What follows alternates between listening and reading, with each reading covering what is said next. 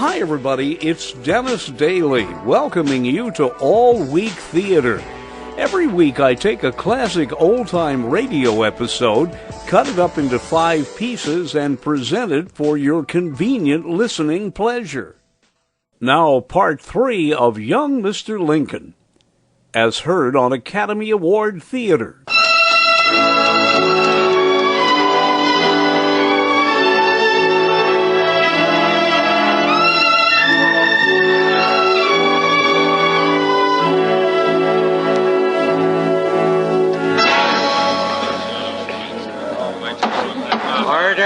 Order in the court. Cass, take the stand.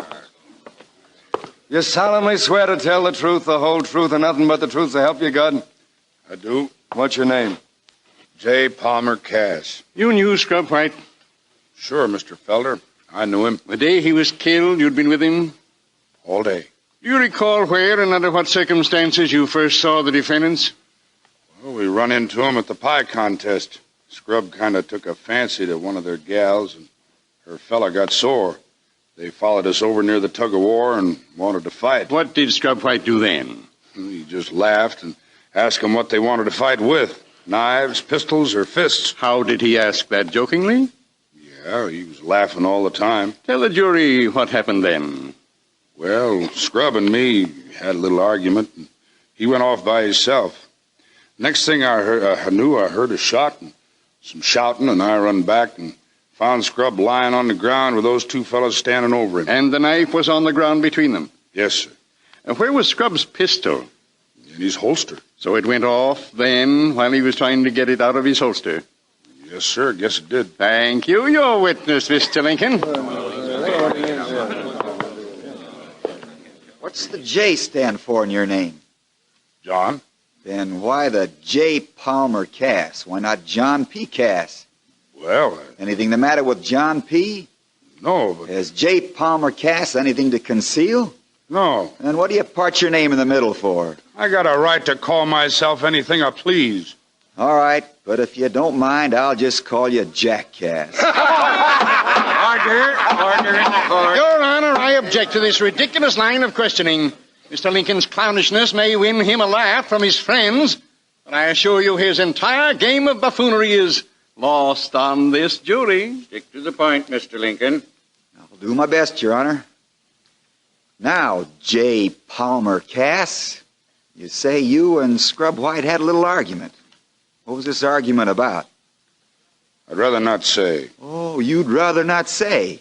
Well, J. Palmer, suppose I told you I'd rather you did say. All right, if you want to know. We were arguing about politics. That's something new to argue about. What kind of politics? Well, I've learned different now. But I said that I figured that you had more sense about politics than Steve Douglas. And Scrub, he got mad as a wet hen and said you didn't. Order. Looks like I scratched up a snake then. I reckon we can allow all you said to go in. Step down. Your Honor, I'd like to call Abigail Clay back to the stand. Abigail Clay! You love your boys, don't you, Mrs. Clay? You would like to save their lives if you could. You were present the night Scrub White was killed, weren't you?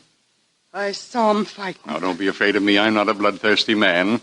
I'm prepared to offer you the life of one of your sons, provided you tell us which of your boys stabbed and killed Scrub White. Order.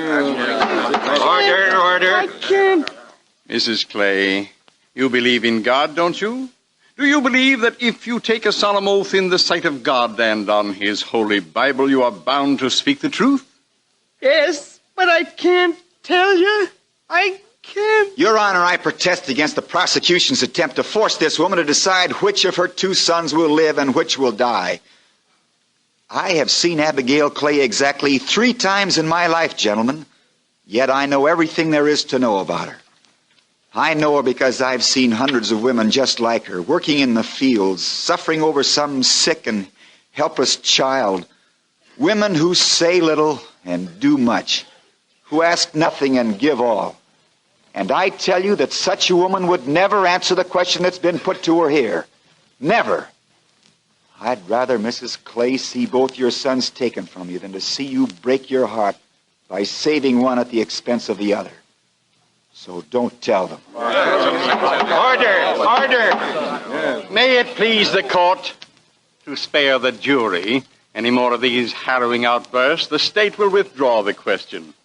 No doubt Mr. Lincoln will be glad to hear that Mrs. Clay was not the only eyewitness to the murder of Scrub White. Order! Order! Recall Mr. J. Palmer Cass to the stand. J. Palmer Cass. Mr. Cass, where were you at the time Scrub White was killed? I was about, 100 yards away, I reckon. You saw the killing with your own eyes? Yes, sir, I saw it. Why didn't you tell us this before? Nobody asked me. Have you told anybody else about this? No, sir. Why not?